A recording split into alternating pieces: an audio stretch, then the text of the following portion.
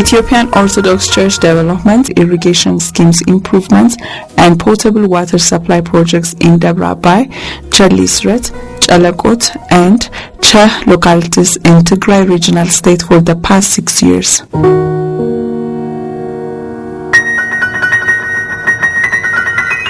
Chalakot, which is far about 20 kilometers from Mekelle, is surrounded by mountains and is known for its rich water resource and a renowned place in Ethiopian history as it is a burial place for the second wife of Emperor Tewodros.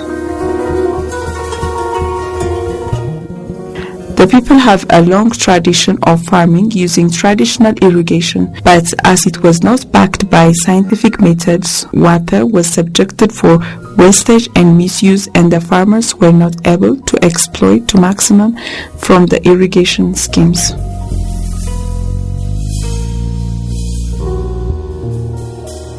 Water for irrigation was arrested by building a takeoff 35-meter wide river crossing, and a modern canal was built to carry the water to the farmers' plot lands.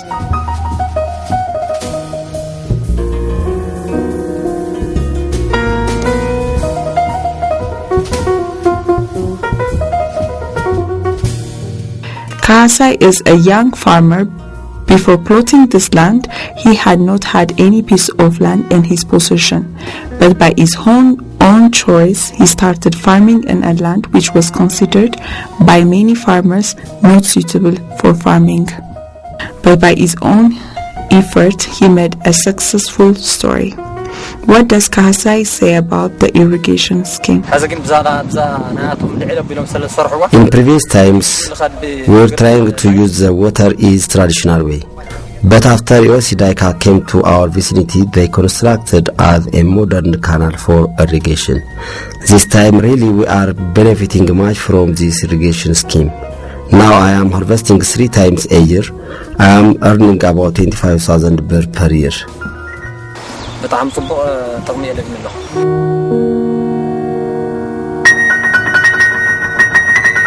Cheh is about 120 kilometers far from Mekelle to the west. After passing the highland town of Hagar Salam, we started going down to the lowland when we were left with 10 kilometers to reach the town of Agabe. We turned right from the main road to face a rough road which leads to the place where Cheh Selassie Monastery is situated. The Cheh Selassie Monastery is believed to have been set up before 148 years by a monk known as Abba Zemikael. The monastery is known for contributing many church scholars for the Ethiopian church throughout its existence. Currently, there are 16 permanent residing monks and 35 church students. All monks have their own irrigable plot of land. Since the communities living around the monastery were suffering with the scarcity of water, they were forced on daily basis to enter to the compound of the monastery in order to fetch water for their daily use. This situation stayed as a means of conflict between the monarchy and the local people. Due to this reason, the relationship soured for many years. At present, the community and the monks are living in harmony using the developed spring distribution points. Washing basins, cattle troughs are built for both the surrounding community and the monastic people.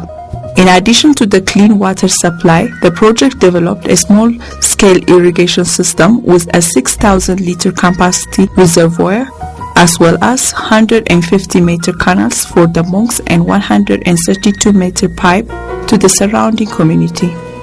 The residents attest the quality of water done, and the appreciation goes to all those who participated to bring this project to this end. Now the existed conflict between the community and the monks is buried under the foundation of the constructed spring. What does the monks say about the project? Before the construction, we were really disturbed by people of different age group, sex, cattle, goats, donkeys, as they were massing inside the compound. This situation made our life miserable. It was difficult to exercise our daily prayers in a proper way. But now, peace have prevailed in the compound, as the separate water fetching system is introduced for us, as well as for surrounding community.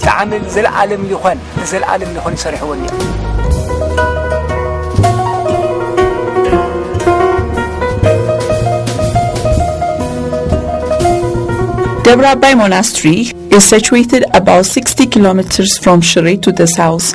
Unlike most Ethiopian monasteries built in mountainous areas, Debre Abbay Monastery is founded in a plain area. According to the monks residing in the monastery, Debre Abbay was founded before 700 years by Atse Dawit.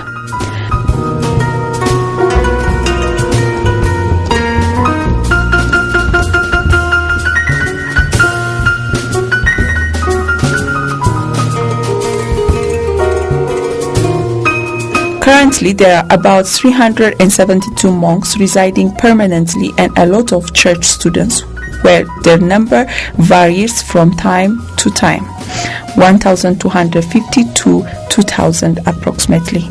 As the monastery is ancient and historical, the monastery has secured land for farming as well as for irrigation. But as the irrigation system was not backed by modern facilities, a lot of water was subjected for wastage. This situation triggered EOC DICAC to lend its hand to help the monks and local community by improving their livelihood. About 1.5 kilometers of the main canal for irrigation was constructed, and this time the monks are cultivating coffee, avocado, lemon, and various other vegetables, and this has enabled them to generate extra income by selling their products to the nearby towns.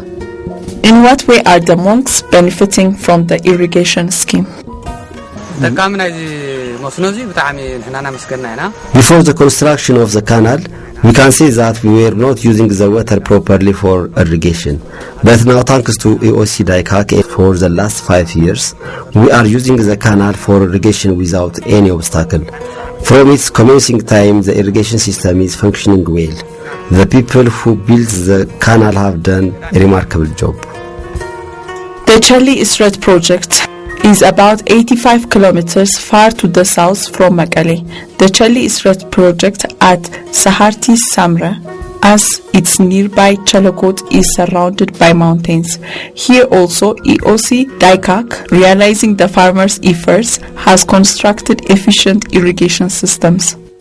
Small-scale irrigation project is an extension of a previous diversion work to benefit more farmers.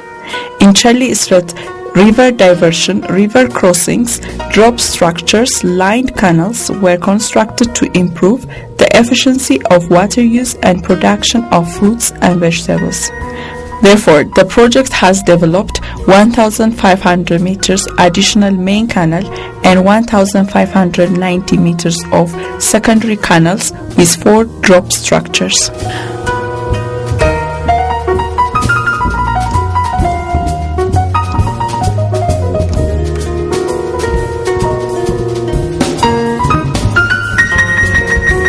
All in all, in the 4 project sites concerning traditional irrigation improvement, 3 river diversion, 4 river crossing, main canals in 4 sites, night storage pond, secondary canal in 3 sites, drop structures in 2 sites has been constructed.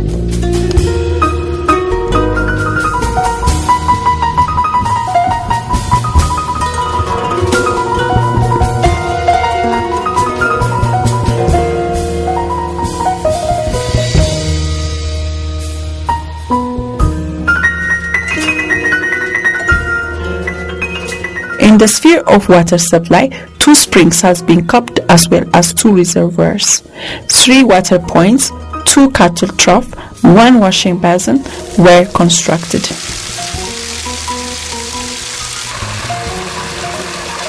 In enhancing natural resource conservation, a construction of physical soil and water conservation structure in 4 sites, biological or soil and water conservation in 4 sites were performed, and an area closure activities were also performed. When we see the sum result of the projects, efficiency of the irrigation schemes, horticulture productivity, irrigation users' income, feeding habit of the community, school enrollment were improved. Soil erosion and waterborne diseases were also reduced. From the projects, about 39,332 people have benefited directly and 13,712 indirectly.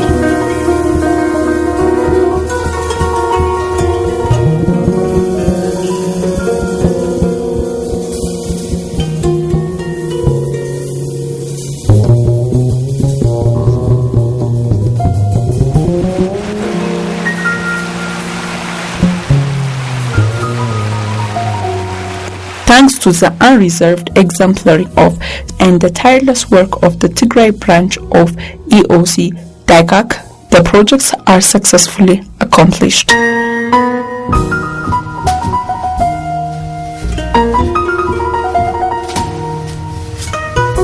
The Tigray branch office of EOC DICAC as implementer have every reason to be proud, as their exerted efforts has brought about a significant change in the life of the beneficiary. With this, we come to conclude our short segment documentary program about small irrigation system executed in some parts of Tigray by EOC DICAC.